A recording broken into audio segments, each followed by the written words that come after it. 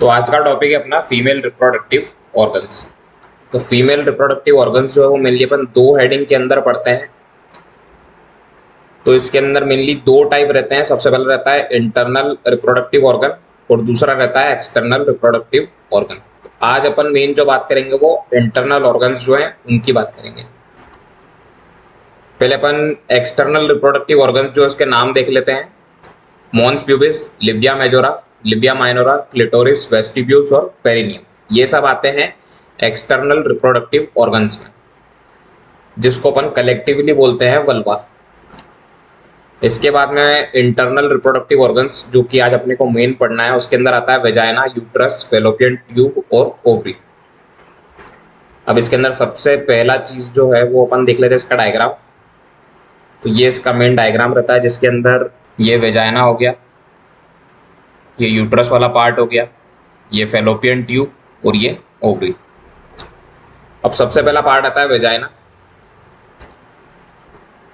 अब ये क्या है, ये एक फाइब्रोमस्कुलर शीट है और स्ट्रेटिफाइड स्क्वेमस एपिथेलियम सेल्स जो रहते हैं उससे बना रहता है, और एक कम्युनिकेशन चैनल रहता है सर्विक्स और वल्वा के बीच में।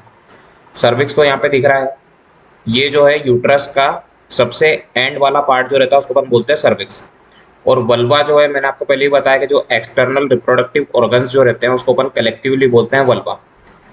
तो जो वल्वा है और सर्विक्स है उसके बीच का एक कम्युनिकेशन चैनल की तरह ये काम करता है। लेंथ की अगर बात करें तो एंटीरियरली 7 सेंटीमीटर और पोस्टीरियरली 9 सेंटीमीटर इसकी लेंथ रहती है। एंगल जो है हॉरिजॉन्टल के साथ में 45 डिग्री का एंगल बनाता है। और वेजाइनल फ्लोर जो है उसकी अगर पीएच की बात करें तो वो रहता है 3.8 टू 4.5 रिप्रोडक्टिव एज में। रिप्रोडक्टिव एज जो है वो 15 से लेके 45 ईयर तक रहती है, जो कि अपन एक तरह से 30 ईयर्स बोल सकते हैं। और प्यूबर्टी के पहले और मेनोपॉज के बाद में अगर अपन पीएच की बात करें तो वो न्यूट्रल हो सकता है या फिर अल्कलाइन। अगर आपसे कोई पूछ ले कि प्यूबर्टी के पहले और मेनोपॉज के बाद में जो पीएच जो रहता है वो क्या रहता है, तो अपन सबसे पहला बोलेंगे न्यूट्रल। अगर न्यूट्रल ऑप्शन में नहीं है तो फिर अल्कलाइन अपन लिख सकते हैं। इसके बाद में अगर इसके फंक्शन की बात करें तो related to coital act, expulsion of product of delivery और excretion of waste product. Waste product मतलब जो मेंस्ट्रुअल साइकिल में जो ब्लीडिंग फेज जो होता है उसमें जो ब्लीडिंग रहती है वो, और पोस्ट डिलीवरी जो है उसके अंदर जो लोकिया वाला पीरियड रहता है उसके अंदर भी, मतलब जो भी वेस्ट प्रोडक्ट रहते हैं उसको भी एक्सक्रीशन में हेल्प करता है वजाइना। इसके बाद में सेकंड पार्ट आता है यूट्रस। तो यहाँ से लेकर के जितना भी ये पूरा पार्ट है इधर तक का, सर्विक्स तक का, इसको अपन बोलते हैं यूट्रस। अब यूट्रस जो है वो एक होलोमस्कुलर ऑर्गन है, पेल्विक ऑर्गन है, पायरीफॉर्म शेप का रहता है। पायरीफॉर्म शेप मतलब एक अमरूद जो रहता है उस शेप का रहता है। फिर प्रोवाइड शेल्टर टू फीटस। अब जो ओवम और जो स्पर्म है उसका फर्टिलाइजेशन होता है इस जगह पे, इसको अपन बोलते हैं एम्प्यूला, जो कि किसका पार्ट है, फेलोपियन ट्यूब का। यहाँ पे फर्टिलाइजेशन की प्रोसेस होने के बाद में जो भी मतलब जाइगोट है वो ट्रेवल करता है और यहाँ पे इम्प्लांटेशन उसका होता है। इसलिए अपन ने इसको बोला है कि ये है शेल्टर फॉर फीटस, मतलब जो भी फीटस रहता है उसके लिए एक शेल्टर, उसके लिए घर के जैसा रहता है 9 महीने तक। अब अगर अपन इसके पार्ट की बात करें तो सबसे जो ऊपर वाला पार्ट रहता है, अपर मोस्ट पार्ट रहता है, उसको अपन बोलते हैं फंडस, जो कि रहता है 1.5 सेंटीमीटर का। इसके बाद में आता है सेकेंड बॉडी। बॉडी जो है वो रहती है 3.5 टू 4 सेंटीमीटर की, और इन दोनों को अपन कलेक्टिवली बोलते हैं कॉर्पस, जो कि रहता है 5 सेंटीमीटर का। इसके बाद में आता है स्तमस 0.5 सेंटीमीटर, और सबसे लास्ट पार्ट जो है वो रहता है सर्विक्स 2.5 टू 3 सेंटीमीटर। अगर अपन पोजीशन की बात करें तो पोजीशन जो है वो दो पोजीशन रहती है, एंटी वर्टेक्स और एंटी फ्लेक्शन। एंटी वर्टेक्स जो है उसमें क्या रहता है, जो वेजाइना है और यूट्रस है उसके बीच में 90 डिग्री का एंगल रहता है।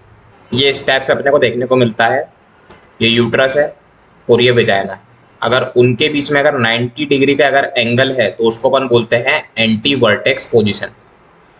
सेकेंड आता है एंटी फ्लेक्शन। एंटी फ्लेक्शन में क्या रहता है, जैसे मान लो ये यूट्रस है, अब यूट्रस अगर खुद के साथ में अगर 120 डिग्री का एंगल अगर बना लेता है उसको अपन बोलते हैं एंटी फ्लेक्शन।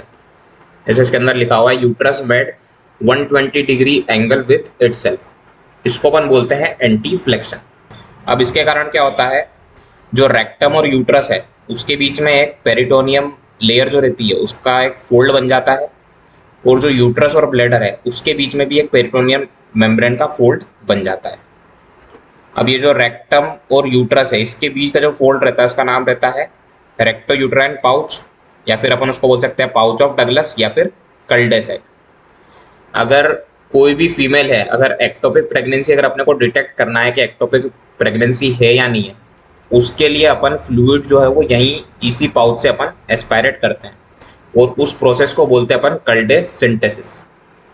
अब एक्टोपिक प्रेगनेंसी क्या होता है, तो यूट्रस के अलावा अगर कहीं पे भी अगर इम्प्लांटेशन हो रहा है उसको अपन बोलते हैं एक्टोपिक प्रेगनेंसी। वैसे ही अगर यहाँ पे इन दोनों के बीच में अगर कोई पाउच बन रहा है या फिर कोई फोल्ड है पेरिटोनियम मेम्ब्रेन का, तो उसको अपन बोलते हैं वेसिको यूटेराइन पाउच। तो ये मेनली जो है वो इसकी दो पोजीशन जो है वो रहती है, एंटी वर्टेक्स और एंटी फ्लेक्शन। इसके अंदर जो है वो 90 डिग्री का एंगल रहता है वेजाइना और यूट्रस के बीच में, और इसमें क्या रहता है, यूट्रस अपने साथ में ही क्या बोलते हैं, खुद के साथ में ही 120 डिग्री का जो है एक एंगल बना लेता है। इसके बाद में आता है लेयर ऑफ यूट्रस। तो लेयर ऑफ यूट्रस सबसे आउटर लेयर जो इसको अपन बोलते हैं पेरीमेट्रियम, मिडिल लेयर जो रहती है वो रहती है मायोमेट्रियम, और इंडोमेट्रियम जो है वो सबसे इनर लेयर रहती है। जब भी मेंस्ट्रुअल साइकिल रहता है और जो शेडिंग होती है लेयर की तो वो इंडोमेट्रियम की होती है, ठीक है। इसके बाद में मायोमेट्रियम जो है उसके फर्दर 3 क्लासिफिकेशन है। सबसे जो आउटर रहता है उसको अपन बोलते हैं लॉन्जिट्यूडनल मसल फाइबर। जो मिडिल लेयर रहती है मायोमेट्रियम की उसको अपन बोलते हैं फिगर ऑफ 8 मसल फाइबर। इसके बाद में आता है सबसे इनर लेयर, मायोमेट्रियम की सबसे इनर लेयर को अपन बोलते हैं सर्कुलर मसल फाइबर। अब इसमें भी जो है सबसे इंपॉर्टेंट जो है वो है मिडिल लेयर, जिसके अंदर रहता है फिगर ऑफ 8 मसल फाइबर। अब इसका अरेंजमेंट जो है वो इस हिसाब से रहता है। इसमें क्या रहता है कि जैसे ये तो थोड़ा अलग बना हुआ है, पर जैसे जो डीएनए का जो स्ट्रक्चर रहता है ना उस हिसाब से मतलब ऐसे फिगर ऑफ 8 मसल फाइबर जो है वो प्रेजेंट रहती है, और इसके बीच में से क्या बोलते हैं यूट्राइन आर्टरी जो है वो पास होती है। अब क्या होता है कि जैसे ही क्या बोलते हैं कॉन्ट्रैक्शन होता है तो ये जो मसल्स है वो कॉन्ट्रैक्ट होती है और ये कंप्रेस करती है यूट्राइन आर्टरी को, और जैसे ही यूट्राइन आर्टरी को कंप्रेस करेगी वैसे जो भी ब्लीडिंग होती है, जैसे पोस्टपार्टम हेमरेज हो गया या फिर कोई भी दूसरी ब्लीडिंग रहती है, उसको स्टॉप करने में ये मसल बहुत ज़्यादा हेल्प करती है। इसलिए अपन इसको बोलते हैं लिविंग लाइग्रेचर ऑफ यूट्रस। मतलब इस टाइप मतलब जो एक डीएनए का स्ट्रक्चर रहता है उसके हिसाब से ये अरेंज रहती है, और इनके बीच में से यूट्राइन आर्टरी जो है वो निकलती है। तो जैसे ही कॉन्ट्रैक्शन होता है तो ये जो है वो कंप्रेस होती है और कंप्रेस करती है यूट्राइन आर्टरी को, और जैसे ही आर्टरी कंप्रेस होती है तो ब्लीडिंग जो है वो स्टॉप हो जाती है। तो ये मेन काम रहता है फिगर ऑफ 8 मसल फाइबर का, मतलब जो भी ब्लीडिंग है पोस्टपार्टम हेमरेज है उससे ये प्रिवेंट करता है। इसके बाद में आता है फेलोपियन ट्यूब।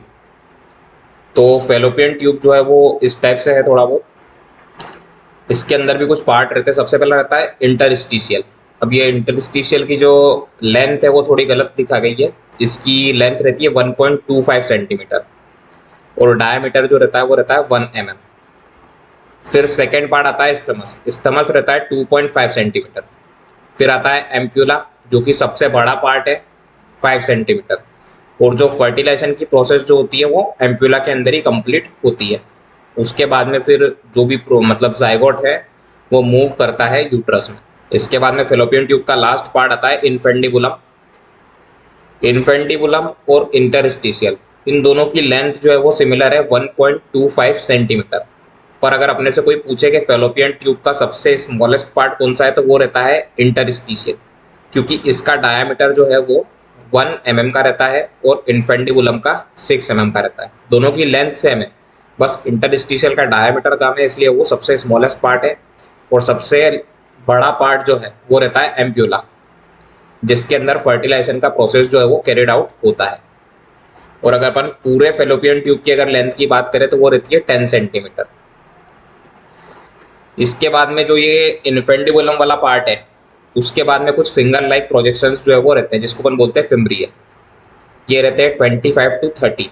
और सबसे जो लार्जेस्ट फिम्ब्रिया रहता है उसको अपन बोलते हैं ओवेरियन फिम्ब्रिया, जो कि ओवम को ट्रांसपोर्ट करने का काम करता है। ये मेनली बात होती है फेलोपियन ट्यूब की। लास्ट पार्ट जो है वो रहता है ओवरी, जिसको अपन बोलते हैं फीमेल गोनेट। इसकी अगर फंक्शंस की बात करें तो प्राइमरी फंक्शन है कि ओवम को रिलीज करना, और सेकेंडरी फंक्शन है release of oestrogen and progesterone.